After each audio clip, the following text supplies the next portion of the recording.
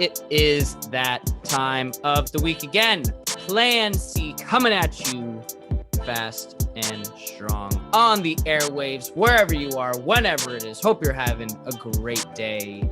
Today, we are talking to local neighborhood mogul, Jillian Nedd. She is a longtime friend of the podcast. She is a really cool person. Y'all should check out her Instagram.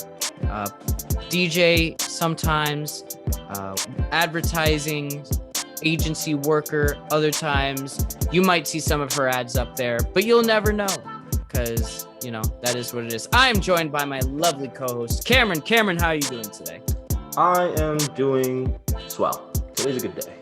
Glad to hear. Yeah, it's beautiful out today. You know, got a great interview coming up for y'all. Yeah. All right. So make sure y'all have liked, subscribed, following, rating, reviewing, all those amazing things. Make sure you're checking out previous podcasts as we have over a year and a half of good shit there, whether it's philosophical conversations, sports conversations, whatever it is, it's there. So make sure you check it out. Make sure you check out our Instagrams, whether it's at plan_C_podcast, which is the main podcast Instagram, also the same tag on Twitter. You will get all news related to podcasting there in terms of our podcast. Make sure you follow Cameron at stow_low_. And, you know, maybe throw me a follow at Colin Hamingson. Shouldn't be that hard to find if you're already on those two pages. And Cameron, you got anything to shout out before we get going? Not really. All right, Let's Joe. do this. Let's do it. Let's get into it. See y'all on the other side. Let's get it. And we are back. As you can tell by the lovely title, this is another iteration of Skype Stoop Sessions. Today, we are talking to the lovely Jillian, close family friend, longtime sort of friend of the program, been on some streams. You may or may not have heard her voice, but Jillian, say what's up. What's up? Hello, hi. How are y'all doing? Doing pretty well today. Just, you know, doing some housekeeping stuff. Got the day off from work on a day I otherwise would have to work. So that's been pretty nice.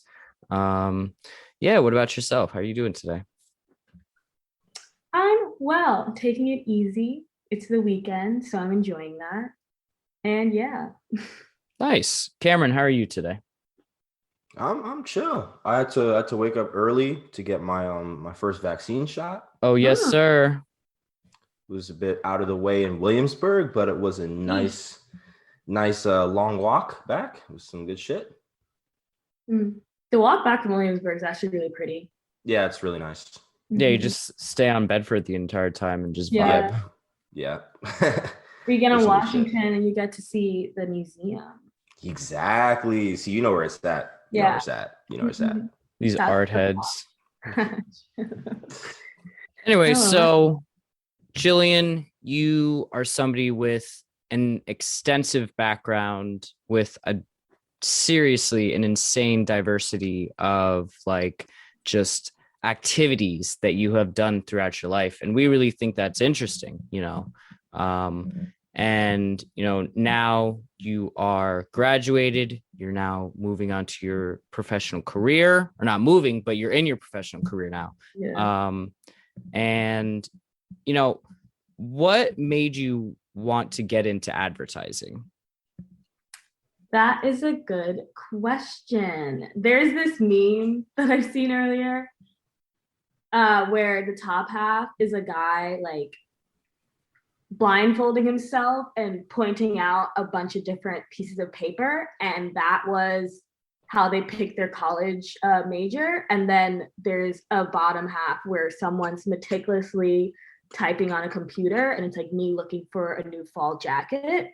And that's how it was for me. I went to the school because it was in the South and I really wanted some solid, nice weather. And I thought it'd be cool to reset the space I'm in and check out another side of the world. Which school is this, by the way?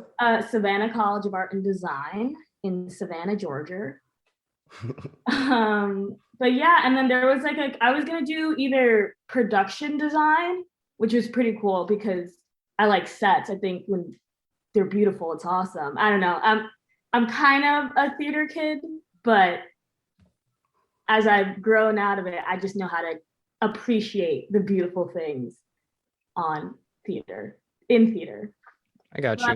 Yeah, and then I met a professor. His name's Luke Sullivan, and he just really sold it. And I took his intro class, and it was so fun. So, yeah. And here we are today. And here we are today. So, just moving backwards a little bit, you know, along with going to a college focusing on art, you also went to a high school in the similar vein, right? Yeah, I And did. it was not, though, for visual art / design, right? No, it wasn't at all. It was actually for vocal. So when did the switch occur to you that you were like, oh, you know, maybe this vocal stuff ain't for me, you know, and you wanted to move on to the visual? My first class, my first solo voice class, I realized I may have been in over my head. Because those, I can't curse. Can I curse? No, you can curse. You can curse. No, it's okay. My mom may listen. Who knows? Those girls can sing their butts off. I went to school with some very, very talented people in general, especially, I mean, across all majors, but the vocal department, some talented men and women were there. And I don't know, maybe it like spooked me out. And like, I also realized that there's other ways to show people who you are. And like, maybe that was just way too vulnerable for me. So like, there's got to be another way out there. Kind of thing. Yeah. I got you. I definitely feel that. Yeah. I actually had a question because you mentioned earlier that one of the things that kind of sold you on design was a teacher. And, you know, I think we've all experienced that there's a lot of teachers, but there aren't that many good teachers. Mm-hmm. So I was wondering if do you have any specific teachers throughout your journey that may have like had a large impact on deciding or kind of helping you decide where you're at now? Or the opposite effect? Yeah, I mean, I think, well, shout outs to that teacher from my high school, because she told me that music wasn't it for me. So thanks, Miss Ballard. Damn.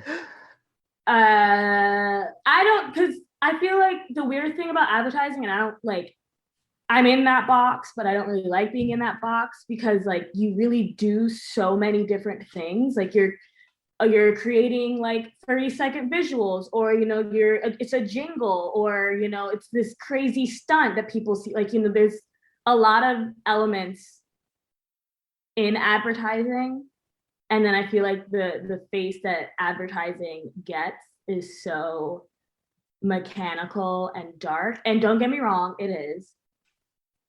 But I would like to believe that I do more things than that.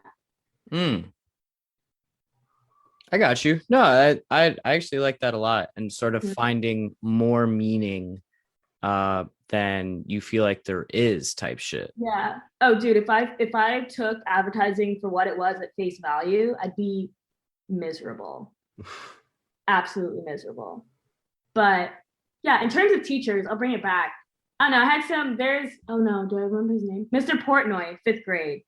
Really cool guy. And he had like this fruit of the week thing. So like every week he'd bring all these like different fruits in on Friday for us to sample, like jicama and dragon fruit and goji berries, all these different things.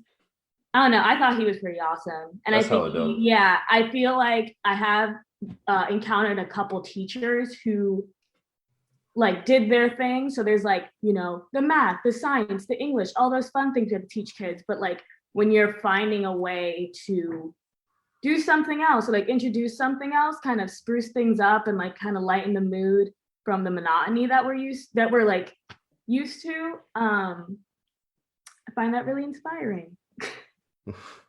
Yeah. Good. There we go. So shout out to Mr. Portnoy.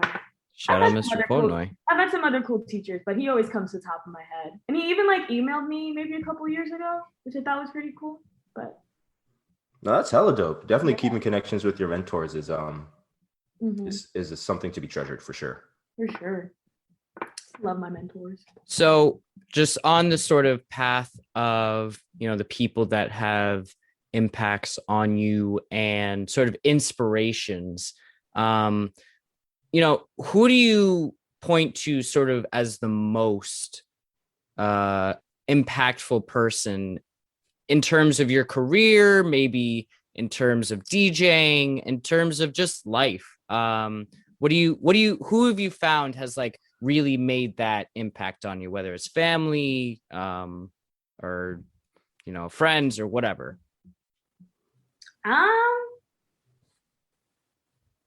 So you're asking who's impacted me? Yeah. Yeah, like whether it's family or like I know your brother is also in art. Yeah. Yeah, very talented dude. He definitely is. I mean, that's what I feel inspired by the people around me every day. I think like I have such talented family members and such talented friends, and your friends are your chosen family. So like just really large amount of talented people who kind of influenced me in different ways. Like my mom's really wise, and she's got like, she knows how to like have her stuff together, like and that's like really important trait. My brother is so creative and like smart, and he has this like researchy way about the way he does things, and like he reads books, so I read books, and I've always kind of like followed my brother's footsteps. I have so many talented friends, like I don't know, it's awesome. Just I mean there's celebrities, but like I don't know, if you want to think like ad world, I don't really have that like, wow, I want to be like her. There's very talented people, but like we see the ads, not the people. Yeah, exactly. So I mean, like as you get more in it, you like, you do that research, and you're on those websites, like scrolling down after the campaign to see like which agency was involved. And then you can like, check the website. So there's a lot of like meticulous searching, which can go into it, which is also kind of fun because I feel like I'm a detective sometimes, but I hope that answers your question. No, it definitely does. And I think it's so cool when we can not only draw on our past in terms of things that impact us and things that influence us, but even when you're able to recognize the present, I think that's such a cool thing, because then at least personally, I find that, when the people around me are working hard and doing things and doing incredible things, it drives me personally to be like, oh, well, get your ass up, edit this podcast, go for a run type stuff. So, you mentioned working for an ad agency. You based on your LinkedIn profile, you've been at sort of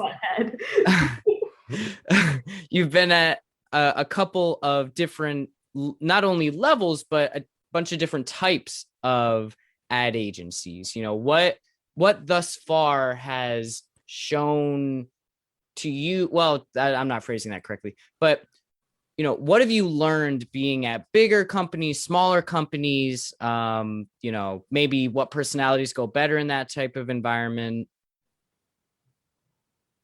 Okay. If you want some like speaking from experience tips, I feel like for one, like titles are kind of BS. Like when I was an associate art director, I was doing the same work I'm doing right now, the same work, same amount of hour, like nothing has changed, but the title and the pay. But like it is these, like you will be treated, and like maybe it comes with like a little shimmy of respect, but versus like when you're associate and you really get thrown all the like, you know, busy work and all that fun stuff. But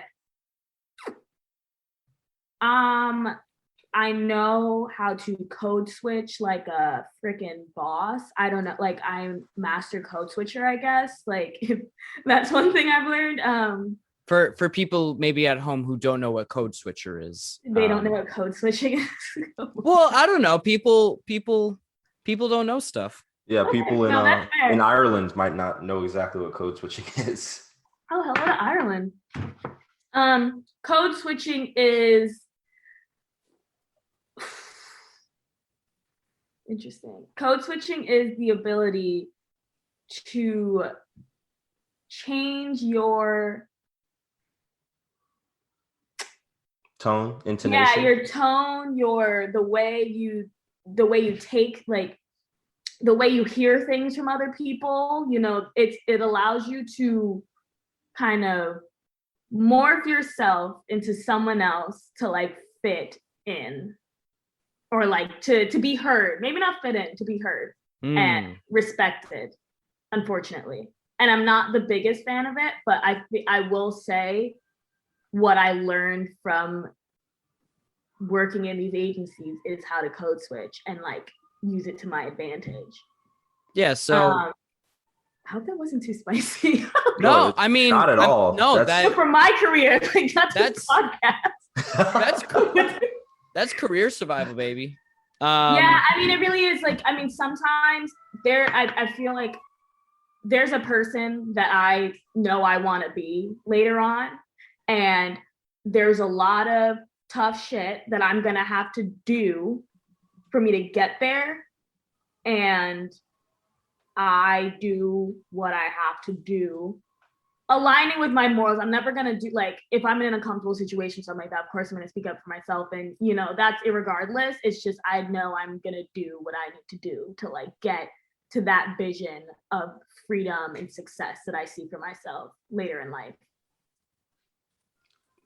That's dope. Actually, yeah, I definitely agree with that, because there is just sometimes if you're on a path and you know and you see the goal, there are just certain things that you have to do in order to get there. Yeah. And you gotta, like, in these times, you really gotta be like results oriented. You can't necessarily hold on to every little thing and think that everyone's going to accept you, because unfortunately the world doesn't necessarily work that way. Yeah.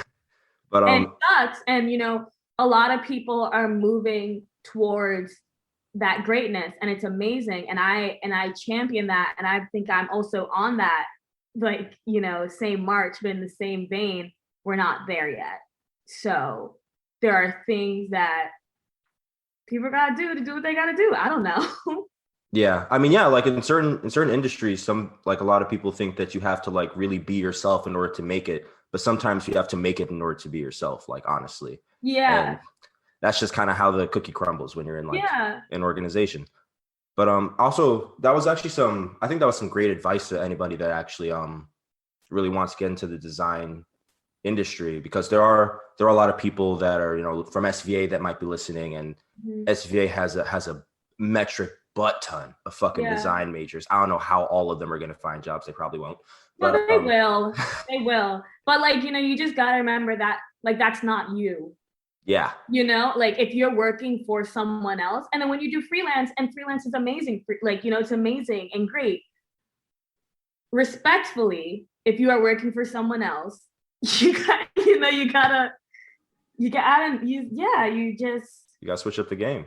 Yeah, or like, you know, you can't get too butthurt when people don't like your designs. My designs get shot down, or my ideas, because I'm an art director. I really don't design that much. I know how to use the suite, but I'm not gonna say I'm like pro 10,000, because that's just a lie.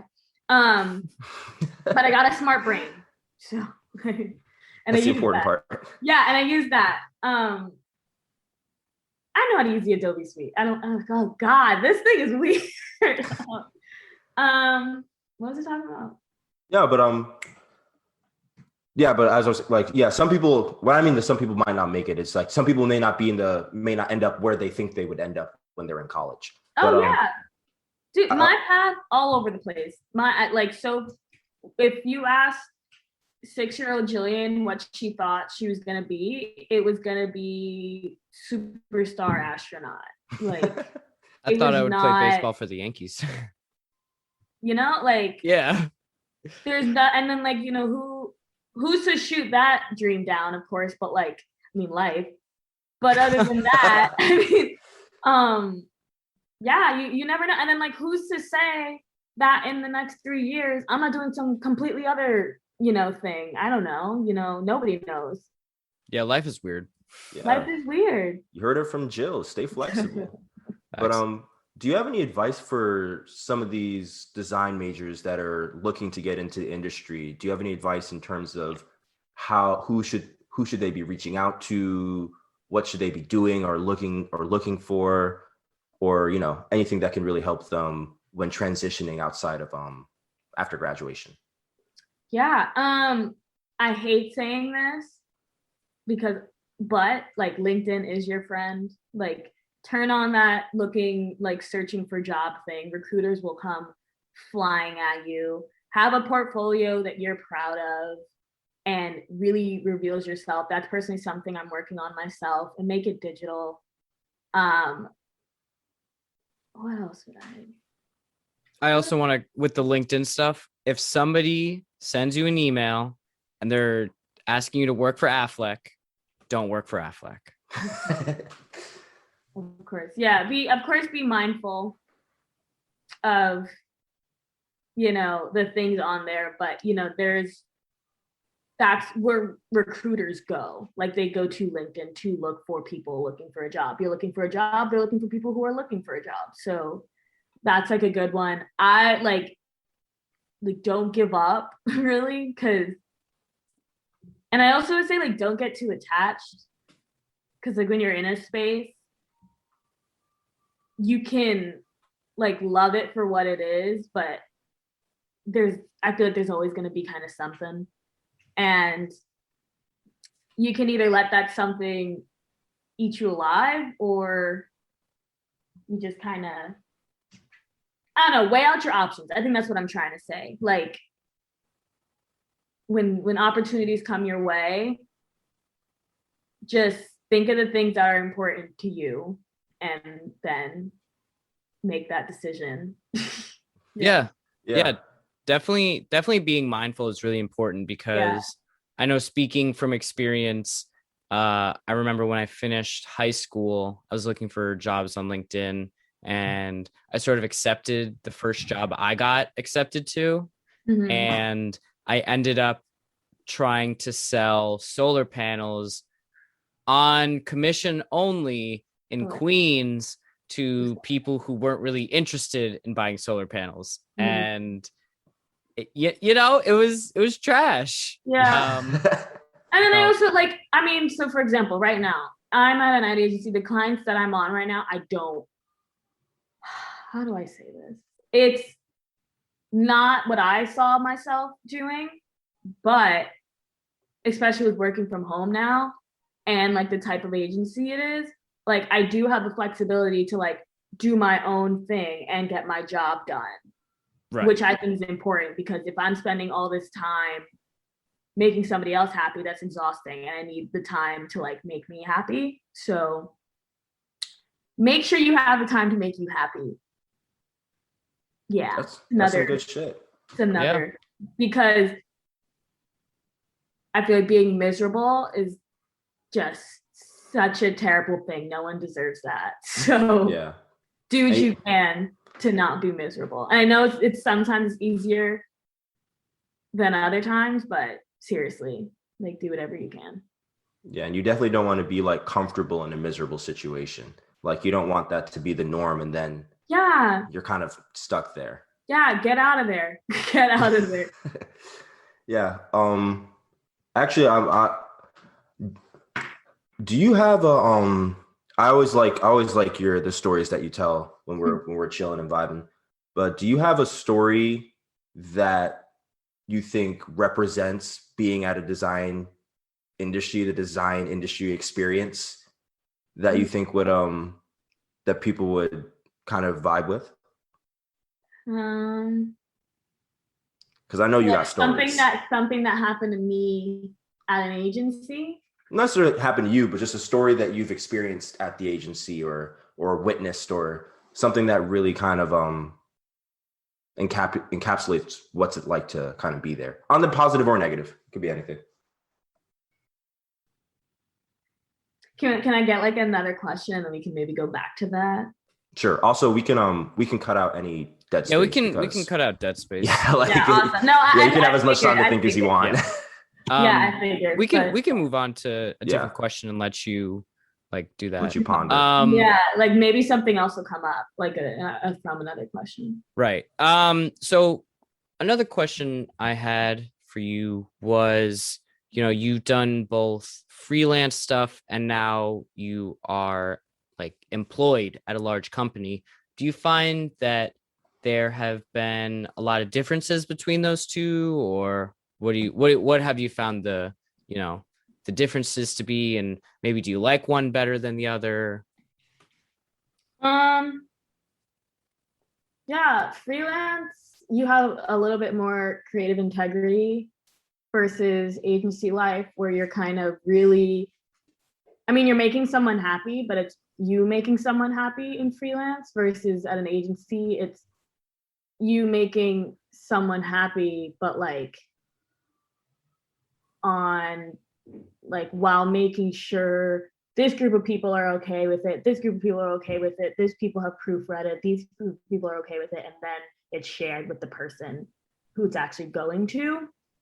So there's a lot more of that. Freelancing is pretty awesome because you can make your own schedule. You totally get to do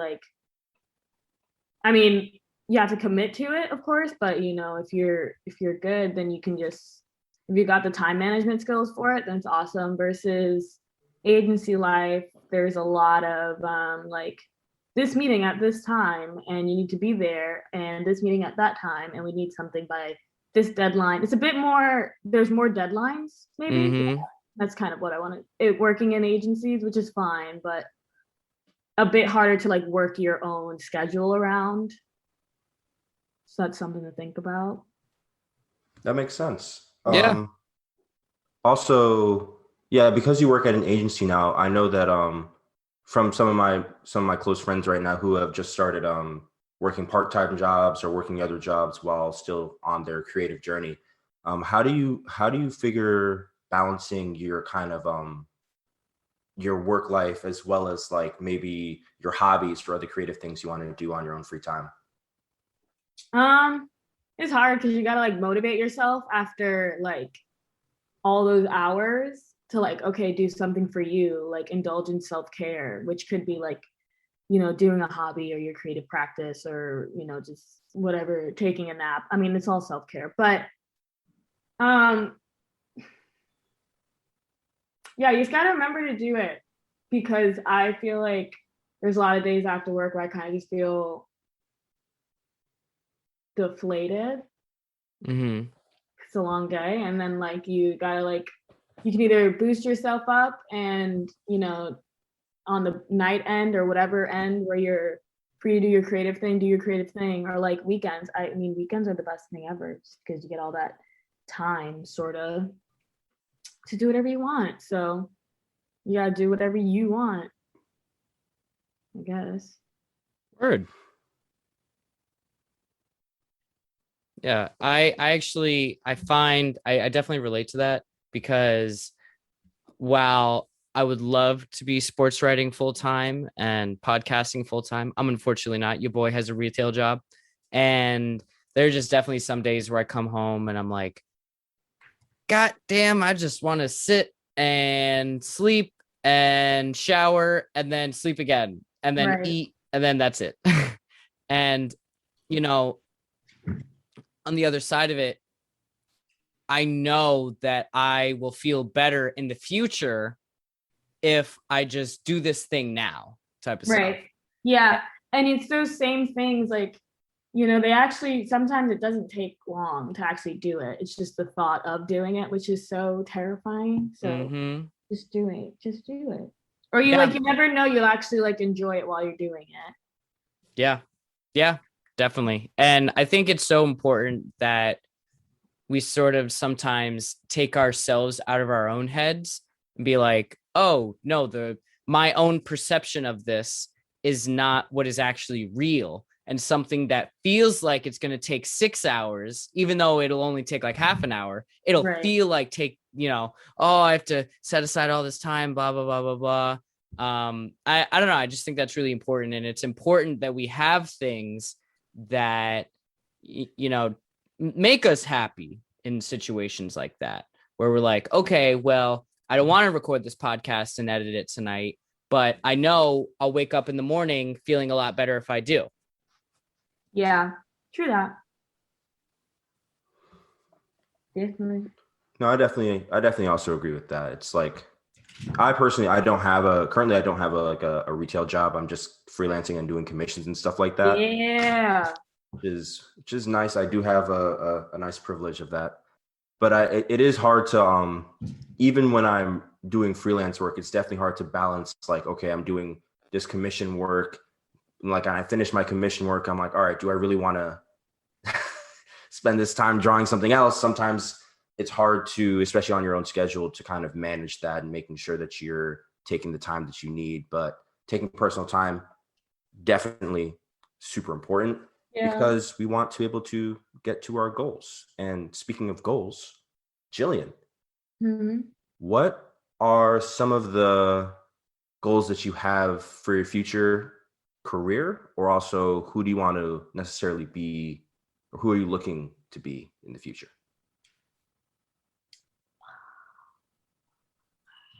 I am looking to be a strong contributing member to my communities. I hope that the idea of me brings joy to others. I want to own a lot of property in Brooklyn. Like a lot. I want to,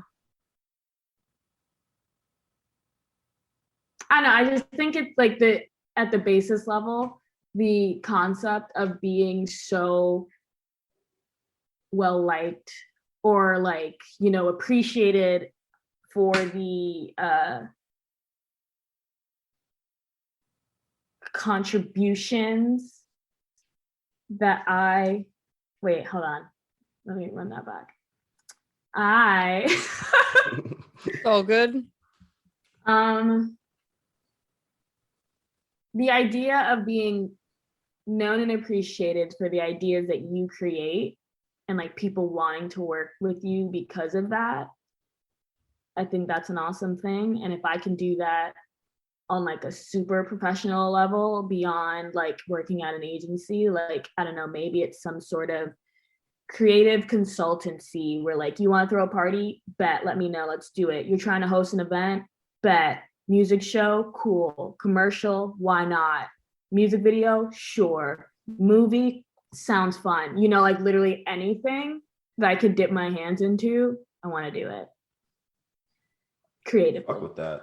That's dope. Yeah, I love concepting things. If you tell me I want something to look like that, like, let's make it look like that. I think that's so fun. Imagination, I think that's like the fun part about art direction, I'll say, is just like your imagination gets to do its thing. And I think it's fun. Like, I daydream all the time. I don't night dream. I don't dream at night much, but I am always daydreaming. That's interesting, because I find that what we think about really pushes us in the direction that we certainly want to go in. But it's not unfortunately, but acting on those is much harder, because thinking is sort of so easy, if that makes sense.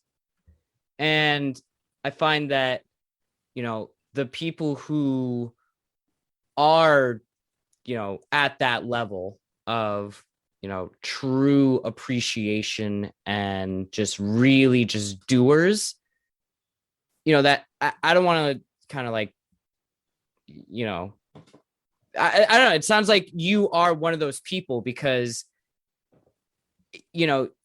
as long as I've known you, A visionary. Yeah, no, literally, literally type of shit. I was Because- joking. No, I'm not really, because I don't know, you're somebody who very much, you have a vision and you stick to it. And you're also sort of realistic about it. I don't know. I just hope so. Huh? I would like to hope so. I think I incorporate a lot of, like, sometimes it's just, wacky and surreal, but I also do appreciate realism and like reality of things. Like, you can't sugarcoat everything forever. It doesn't. No, like, it doesn't work. That's like just that. delusional, you can't. Yeah. I mean, it's always like it sounds nice, but in reality, that's not. Yeah, in practice, that ain't it. Yeah. So, just on that, how do you find you're able to stay motivated and stay productive, even when, you're doing a job that, might just be a means to an end?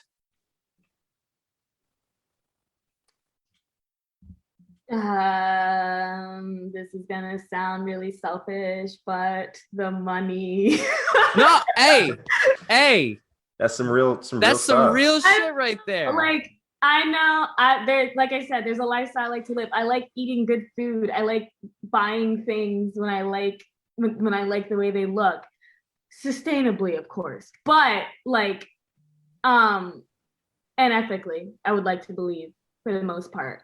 But that stuff's expensive. So, like, if I can do what I gotta do to have that monetary and be able to put that monetary into goodness, I'm gonna do it. No, that's dope. I mean, that makes sense. Like, I'm also a Taurus, so this is very like spot on conversation. Like a topic point, definitely. Yeah, I'm not gonna lie. Like, you could have your dream job, but if you eating them public school lunches every day, I'd be because miserable. of it. Like, I never ate school lunch. My mom that was school lunch was tragic. Public school New York school lunch was absolutely tragic. But yeah, that was a struggle. And on struggles, what are some of the things that you think you kind of struggle with the most in your current situation? Wow. What do I struggle with? Everything.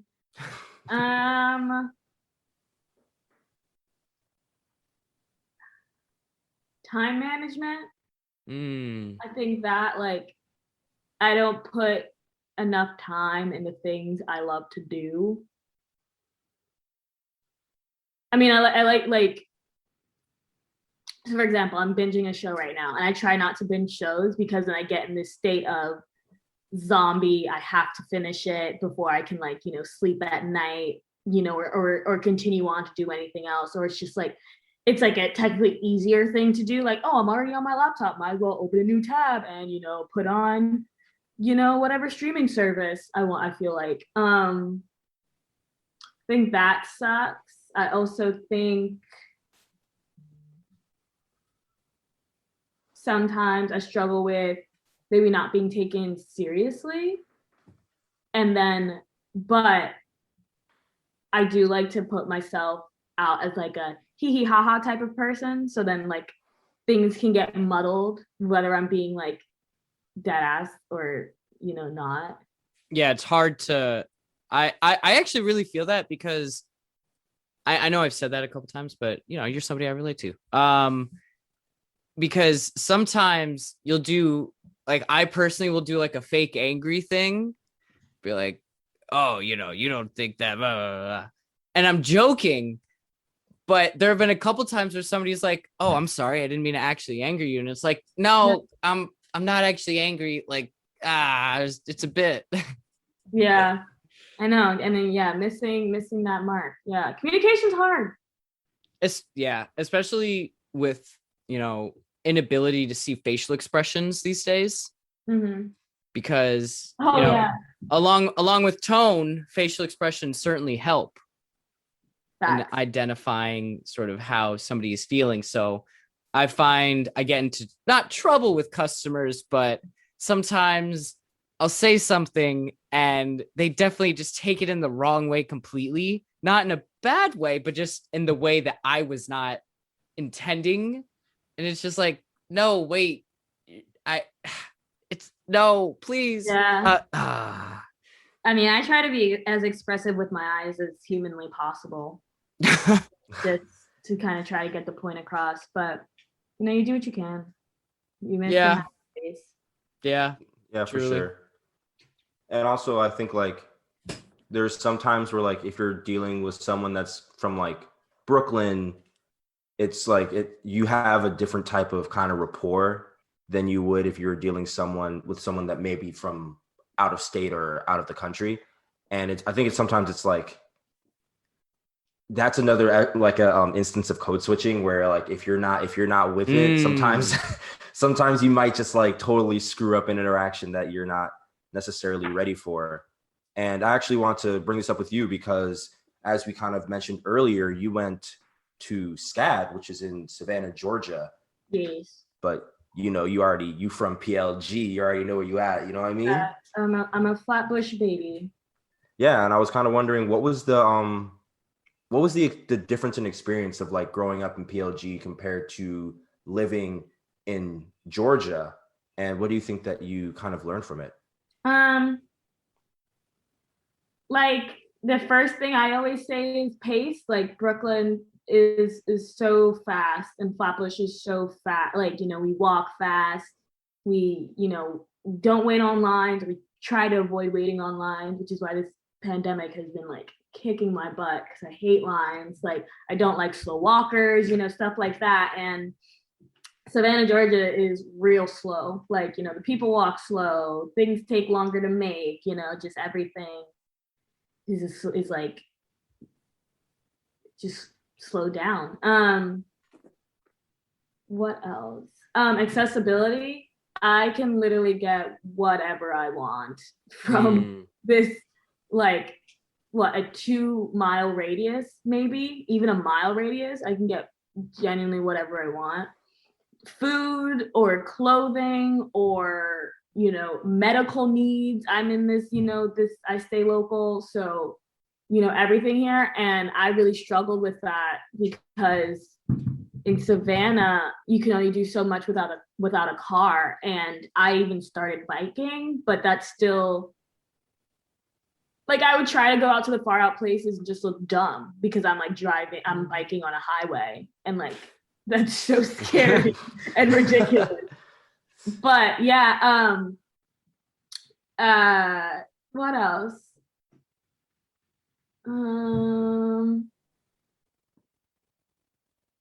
I feel like the people are different. Well, because a lot of the people in the neighborhood have been the same people, so we all kind of know each other and have known each other like for a very long time. And then going to SCAD was a lot of meeting new people and like being at the same playing field of like, so what are we doing here? Like, all right, let's turn this out. Let's figure this, these next 4 years out, of course. And, that kind of creates like there's a cute little community.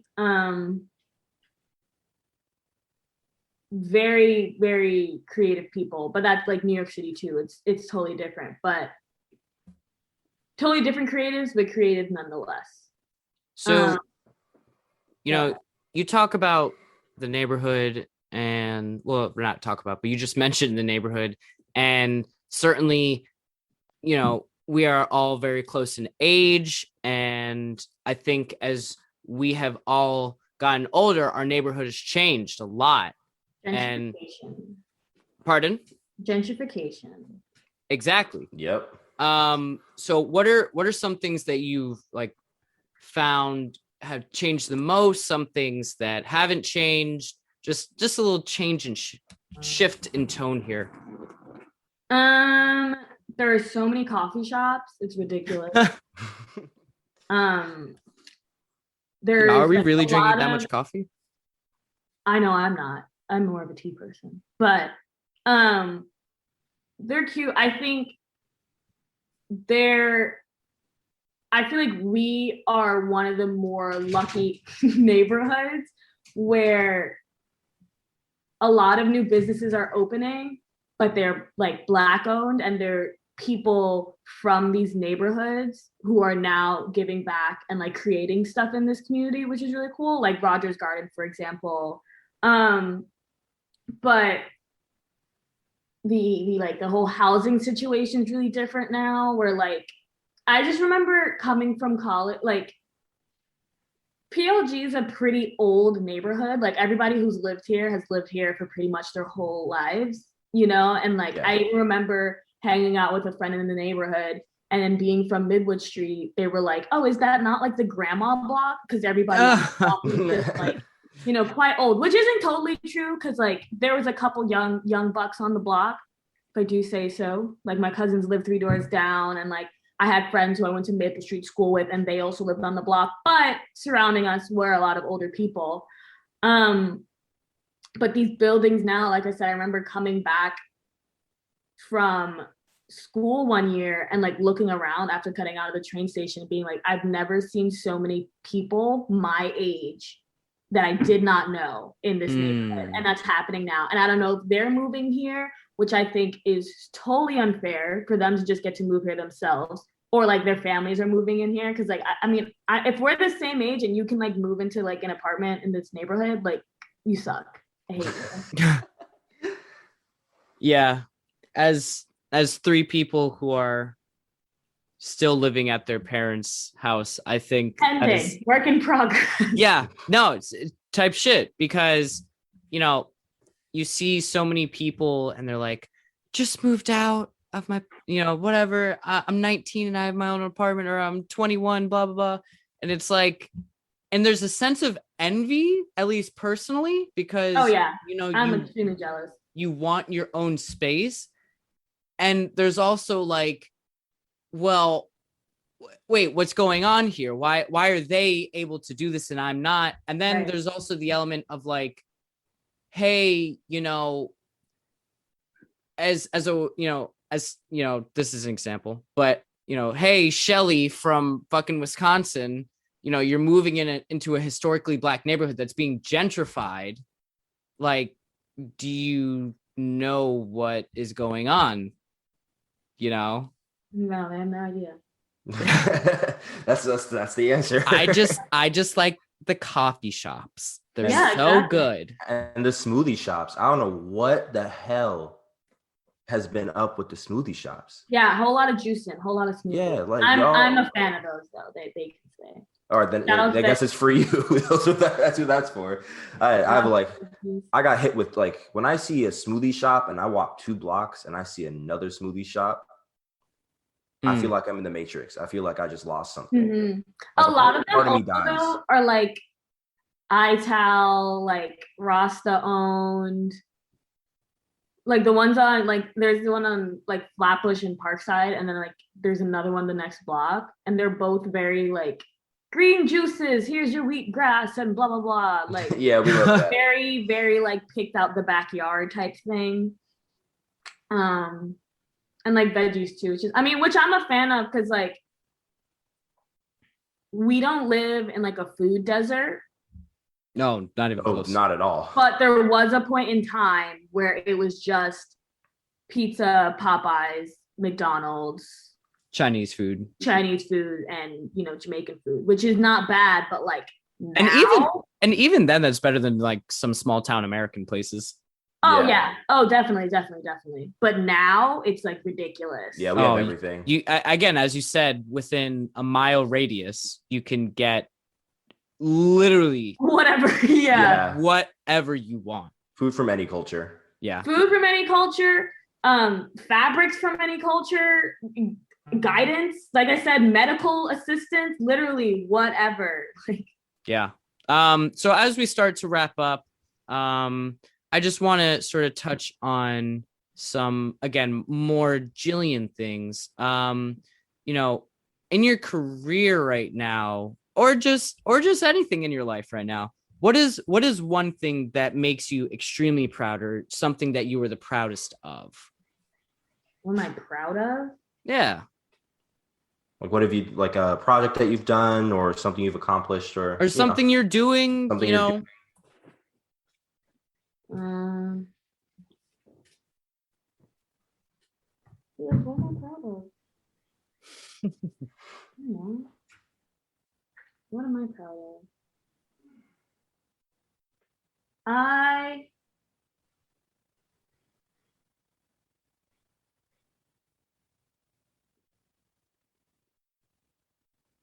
don't know. I don't know. I'm proud I'm still here. Hey, that, Like, yeah. yo, And what, like literally whatever. excited to keep going. Like very, very looking forward to the future. And I think I'm proud of that. I'm proud of my headspace. I don't know. I mean, those are things to be proud of. There are some people who are not happy with where their headspace is at right now, and who very much struggle with it. And as somebody who struggled with it in the past, like, that's something perfectly fine to be happy with. And I don't know, I think more people, sort of not should appreciate themselves, but a pat on the back never hurt nobody, whether it's from yourself or somebody else. Recognition from yourself is so important, because it's so hard to get, sort of that feeling half of your brain to agree with the perception of thought that you have, where you're like, you know what, I'm working, I'm DJing, I'm doing X, Y, and Z, and like, yes, that these are good things. I am working towards something. Mm-hmm. I don't know. Yeah. I think those are things that are perfectly fine to be proud of. Yeah, I also definitely think that, like, I feel like we don't necessarily talk a lot about stuff like that. Like, a lot of the time we might sometimes talk about, like, in personal type of struggles, or like impersonal type of gains, like, it's things that are not necessarily close to us. But I think definitely it's important to, ask these questions, because when you say them out loud, I feel like they become more real, because, if you may, when you accomplish something, you may feel good for a second, then it kind of goes away. But being able to, like, state those words of affirmation, I think make them kind of stick with you longer, and can kind of guide you on what you want to do later. Totally. So shout outs to that. Shout out So Jillian, this is something we haven't prepped you for, but on our interviews, we like to do a little special something that, unless you have listened to previous interviews, you won't know this is coming. Because we always leave it towards the end. Okay. And it is a statement of intent. Cameron came up with it, and honestly, I've really been liking it. So statement of intent. Basically, we want you to give a statement about something you are going to do in the future. It can be as broad as, I want to make a lot of money, or it can be specific as, I want to work at this agency by this time. It's literally very much what you make of it, but we like our guests to give a statement of intent. So what would you like to put out there, materialize on the airwaves? What are you going to do? Okay, before I go, I'm going to be head honcho. I don't know where. Bars. Yeah, facts. Well, I didn't even know. Excuse me, please. Yeah. That's my statement of intent. Gotcha. I intend to be head honcho. Hey, that's good enough. Yeah. I will ask one more question before we go, and unless Cameron has any other questions, will we be seeing you at an open mic soon? I don't know, maybe. I think it'd be fun. I don't think I was very funny this interview, but maybe. I have some funny stories to tell. My life's a joke. So. Hey, so you know what? Y'all heard it here. My life's a joke. Yeah. Well, now would be a good time to bring up to kind of circle back to a story. If you have any stories you want to tell the pod. About an office? No. It could be about anything. You can have a story about anything. It could be about school. It could be about whatever. Whatever is on your brain. Okay. When I was a freshman year, I got very excited to be away from the house and start this new life and try new things. So I was doing that, and I thought I was cute and wore this purse out on a night out, and I was pretty lit, I will say. And I just remember turning to the side of where my purse was to like grab something. And honestly, this purse was like 3 inches. And the bag was flipped over, and I had lost everything. My fake ID, I had lost my Blistex, I lost my debit cards, I lost my ID to get into the building, everything. So I felt really low and like embarrassed, wallet gone, money in it, everything, the whole 9 yards. I just remember feeling very devastated and like knocked off my high horse. Like, you think you're hot shit. Like, girl, get it together. The world will bite you back. So from that point on, essentially, I was very against purses and bags and anything that had to hold things. I didn't trust them anymore, or I didn't trust myself with them. So I started to use my shoe as like a wallet, essentially. So I'd have everything in the bottom of my shoe, and I would tie my keys to my shoelaces. Mm-hmm. And that was going great until none of my cards started working. And like started freaking out because the humidity in my feet messed with the mechanics. And then the best part of that was my fake ID started peeling because it's fake. And I remember trying to go to one of the bars, and the bouncer immediately peels the other side, which wasn't even peeling. And personally, that's kind of like shady and unnecessary. Oh my goodness. That's OD. What a punk move, personally, but whatever, he's doing his job. Yeah, and then that was another like, slow down, Sally, like humble moment. And since that time, I haven't lost a debit card, and nice. I got to DJ underage at that same venue. So. Oh, okay. Things get better. Things get better. That's my story. Hope you guys followed. Yeah. There we go. And also, shoes can be an okay wallet. If it's New Year's, you should put $1 in your shoe for good wealth. Look, all right. There you go. Yeah. All right, Cameron, you got anything else? No, that's about it.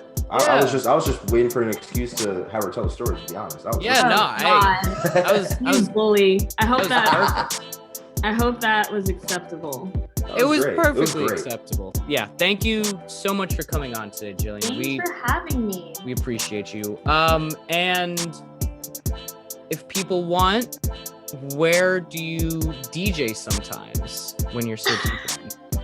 DJing's kind of like a hobby now, especially since like the world ended, but maybe you'll catch me on Instagram Live someday. Who knows? Ooh, Instagram Live. And wait, I'm sorry. Okay. What is your Instagram handle for the people? It is j.nedd, N-E-D-D, real short and sweet. At j.nedd, N-E-D-D. You heard it here, people. Make sure you throw her a follow. She's elite as hell and just a great person. And you know what? Take some fire photos. No, thanks. All right, Cameron. we're gonna get out of here. But before we do, make sure y'all are following on Instagram, Twitter, Spotify. You're subscribed on YouTube. You're liking our videos. You're checking out our streams every Friday, which Jillian has been a part of. Again, some great Among Us streams on there. You gotta check out the Among Us. You gotta check out the Among Us. There have been some literal screaming matches. Even though, I totally rage quit last time I played, so. Oh, you said you were eating. Oh man. I lied. All right. Well, hey, y'all are getting the shit here. Anyway, we appreciate y'all for listening to the end here. Make sure you follow Jillian. Make sure you follow Cameron at @stow_low_. Make sure you follow me too. You know, I'm not an artist or nothing, but you know, I got an Instagram. Thank you again for listening. Hope you're having a great day, and we'll see you at the next one. Bye.